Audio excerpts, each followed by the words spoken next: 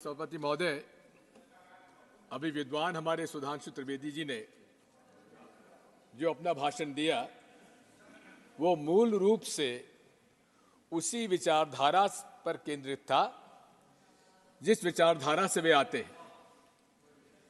अंग्रेजों ने फूट डालो और राज करो की नीति अपनाकर इस देश पर राज किया और उन्हीं से प्रेरणा लेकर आज भारतीय जनता पार्टी और राष्ट्रीय स्वयंसेवक संघ इस देश में जिस प्रकार से फूट डालो और राज करो की बात कर रहे हैं उसी पर उनका पूरा भाषण केंद्रित था।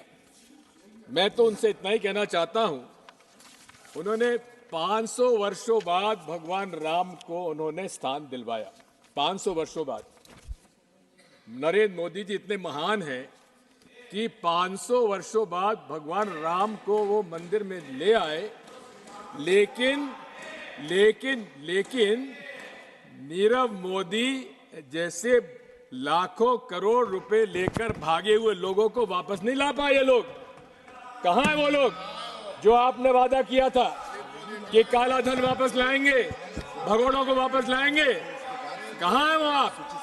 बात वही है, इन्होंने केवल अपने पहले हिंदू मुसलमानों को बांटा, अब भगवान राम के भक्तों को आप बांट रहे हैं। ये मैं आपसे कह देता हूं, मैं आपसे कह देता हूं, सीट पर बैठकर ना बोले। सभापति महोदय, अब मंदिर वहीं बनाएंगे। मंदिर जहां बाबरी मस्जिद तोड़ी वहां नहीं बनाया, वो जहां कांग्रेस पार्टी ने भूमि अधिकृत की थी और जहां शिलान्यास कराया था वहां मंदिर का निर्माण कराया है। इनका वही मंदिर वहीं बनाएंगे का कारण यह था कि जब तक मस्जिद नहीं टूटेगी तब तक इनका उद्देश्य पूरा नहीं होगा। यही भारत जोड़ो यात्रा हमें हम लोगों ने नफरत छोड़ो भारत जोड़ो का संदेश लेकर राहुल गांधी आज यात्रा कर रहे हैं। माननीय सभापति महोदय, हमेशा नरेंद्र मोदी जी कहते हैं सबका साथ, सबका विकास, बाद में जोड़ा सबका विश्वास और अब कह रहे हैं सबका प्रयास। मैं तो आपसे अनुरोध करना चाहता हूं, हर पहलू पर मोदी जी विफल हुए हैं। हां, इन्होंने बहुत सारी सफलताओं का उल्लेख किया है, लेकिन वो सारी योजनाएं जिन पर ये सफलता का श्रेय ले रहे हैं, ये सारी योजनाएं कांग्रेस पार्टी के द्वारा प्रारंभ की जा रही योजनाएं थी जिनको अलग अलग नाम दे दिया गया। जनधन की बात की, जनधन का नाम बदला गया, लेकिन छोटे छोटे खातेदारों का खाता खुलवाने की शुरुआत कांग्रेस पार्टी ने की थी। मैं आपसे कहना चाहता हूं कि ये बात सबका साथ, सबका विकास की बात करते हैं, लेकिन सर ये कुछ का साथ, कुछ का विकास और कुछ का विश्वास, इससे ज्यादा नहीं बढ़ पाए। क्योंकि ये बड़े नतीजों की बात करते हैं, 200 पार, 300 पार, लेकिन प्रतिशत वोट 40% से कम आते हैं। इसलिए कहां से कह दिया सबका साथ, सबका विश्वास? विश्वास माननीय सभापति महोदय तब होगा जब इस देश के हर वर्ग, हर धर्म के पालन करने वालों लोगों का ये विश्वास अर्जित करेंगे।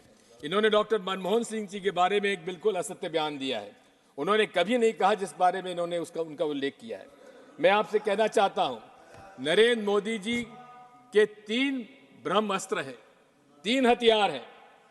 पहला अस्त्र है ईवीएम, दूसरा हथियार है धर्मांधता और तीसरा हथियार है ED, IT, CBI, NIA. Bharat विश्व का सबसे बड़ा लोकतंत्र है, मदर ऑफ डेमोक्रेसी कहा जाता है, लेकिन सफल लोकतंत्र के लिए निष्पक्ष माननीय चुनाव आयोग आवश्यक है। आज मैं आपसे कहना चाहता हूं कि लोगों के मन में एक ईवीएम के बारे में विश्वास कम होता जा रहा है। प्रदर्शन हो रहे हैं, 28 पॉलिटिकल पार्टीज ने कुछ प्रश्न चुनाव आयोग के सामने रखे। नरसिम्हा जी हमारे बैठे हुए, इन्होंने खुद ने किताब लिख डाली थी। मैं आपसे कहना चाहता हूं कि क्या चुनाव आयोग का आज व्यवहार निष्पक्षता से है क्या? 28 राजनीतिक दलों ने उनसे मिलने का समय मांगा। 6 महीने में माननीय चुनाव आयोग को 28 पॉलिटिकल पार्टी से मिलने का समय तक नहीं मिला। हम ऐसे चुनाव आयोग पर कैसे भरोसा करेंगे? मैं आपसे कहना चाहता हूं कि एक तरफ जहां उच्चतम न्यायालय ने अपना सुझाव भेजा कि चुनाव आयोग के सदस्यों के चयन के लिए माननीय मुख्य न्यायाधीश उच्चतम न्यायालय के उनको भी उसका समिति का सदस्य बनाया जाए, लेकिन प्रधानमंत्री जी को रास नहीं आया और उन्होंने यहां से बिल पास करा लिया जब सारे विपक्ष के संसद सदस्यों को उनको उन्होंने निष्कासित कर दिया था। और क्या किया कि प्रधानमंत्री जी के अलावा प्रधानमंत्री जी द्वारा मनोनीत मंत्री भी उसका सदस्य होगा। इसका मतलब कि 3 सदस्यों में 2 जब प्रधानमंत्री जी द्वारा होंगे तो उससे क्या उम्मीद की जाए? और यही नहीं है, आज ये बात साफ हो गई है कि बीईएल के अंदर 4 डायरेक्टर्स, इंडिपेंडेंट डायरेक्टर्स की नियुक्ति किनकी हुई है? भारतीय जनता पार्टी के लोगों की। सभापति जी महोदय, हमारी मांग क्या है? आज कंप्यूटर साइंस इतना आगे बढ़ चुका है कि हमारा जो मकसद है वोट डालने का, क्या वो उसका निर्णय हमको मिलता है क्या? आज सॉफ्टवेयर निर्णय करता है कि आपको मशीन क्या नतीजा देती है। हमारी मांग क्या है? हमारी मांग यह है कि माननीय चुनाव आयोग को वो सॉफ्टवेयर पब्लिक डोमेन में लाना चाहिए। हमारी क्या मांग है?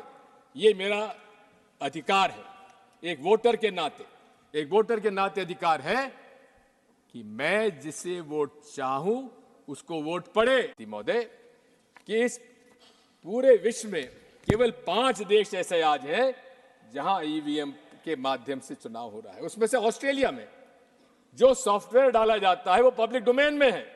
मैं पूछना चाहता हूं आपके माध्यम से प्रधानमंत्री जी और पूरे मंत्रिमंडल से, क्या कारण है कि वो सॉफ्टवेयर बताने में क्यों इतने परहेज करते हैं? क्या डर है उन लोगों को? आज जब मांग उठ रही है जनमानस में कि चारों तरफ से कि हमें ईवीएम नहीं चाहिए, उस समय पूरे देश में ईवीएम का प्रचार करने के लिए चुनाव आयोग प्रदर्शन कर रहा है। अरे, हमें प्रदर्शन करने की आवश्यकता नहीं है। आप हमारी बात इतनी सी मान लीजिए, या तो आप बैलेट पेपर से चुनाव कराइए, जो 2018 में कांग्रेस पार्टी ने एआईसीसी रेजोल्यूशन में अपना मत रखा था, उस पर हम आज भी कायम हैं। और यदि आपको ईवीएम से इतना ही प्रेम है तो आप हमारे हाथ में वीवीपैट स्लिप जब नीचे गिरती है तो उसको हमारे हाथ में दे दीजिए और हम जाकर मतपेटी में डाल देंगे। इसमें क्या ऐतराज होगा? माननीय अध्यक्ष महोदय, सभापति महोदय, मैं आपसे इतना अनुरोध करना चाहता हूं कि दूसरा हथियार इनका धर्मांधता का है।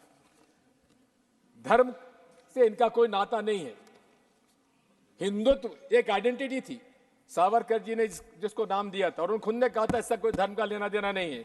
लेकिन बिना धर्म का उपयोग करे राजनीति में भारतीय जनता पार्टी जनता के बीच में चुनाव में नहीं जा सकती।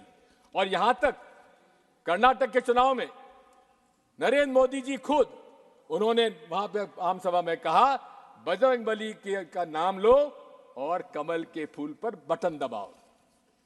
चुनाव आयोग, माननीय सभापति महोदय, मेरी आपत्ति इस बात की है कि अगर छोटी मोटी बात भी अगर कोई और अन्य दल का कर देता उसको नोटिस मिल जाता, लेकिन खुले रूप से नरेंद्र मोदी जी ने रिप्रेजेंटेशन ऑफ पीपल्स एक्ट का उल्लंघन किया है, अब इसमें सेक्शन 123(3)(a) का, लेकिन उस पर चुनाव आयोग ने संज्ञान में क्यों नहीं लिया? आज भी पूरे देश में धर्म के नाम पर ये व्यवसाय कर रहे हैं। वो राम मंदिर का निर्माण जो कि नरसिम्हा राव जी ने रामालय ट्रस्ट को सौंपा था, चारों शंकराचार्य और स्वामी रामानंदाचार्य के रामनिषाचार्य जी 5 लोगों का रामालय ट्रस्ट बनाया, उसके हाथ में क्यों नहीं दिया? किसको दिया? विश्व हिंदू परिषद के हाथ में।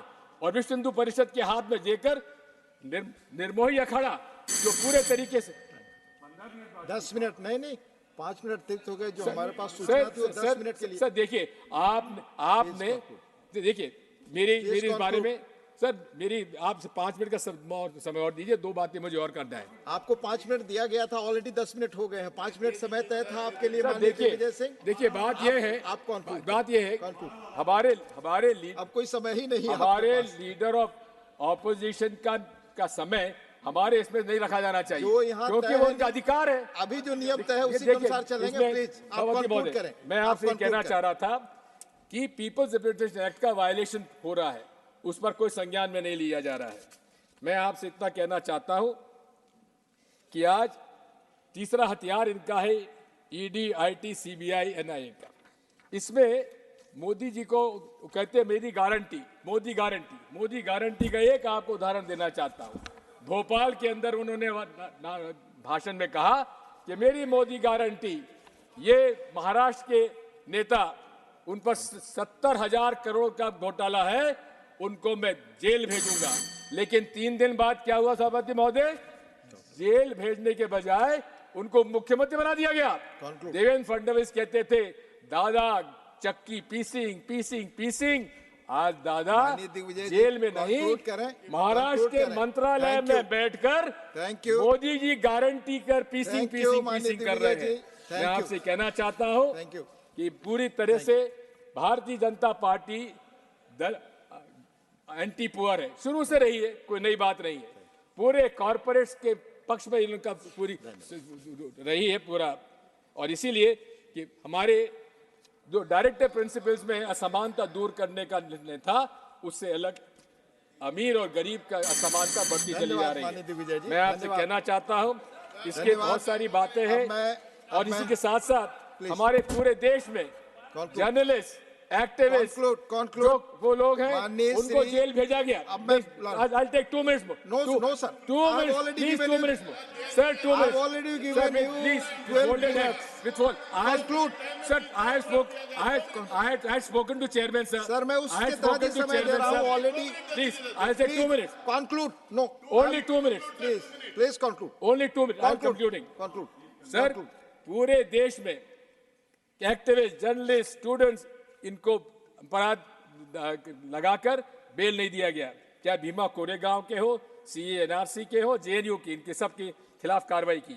मैं आपसे अंत में एक ही बात कहना चाहता हूं, इस देश एनडीए के अलायंस पार्टनर्स, बीजेपी के जो अलायंस पार्टनर्स हैं, उनके लिए मेरी एक जो कविता 1940 में लिखी गई थी, उसमें पढ़ के वो उसी में खत्म करें।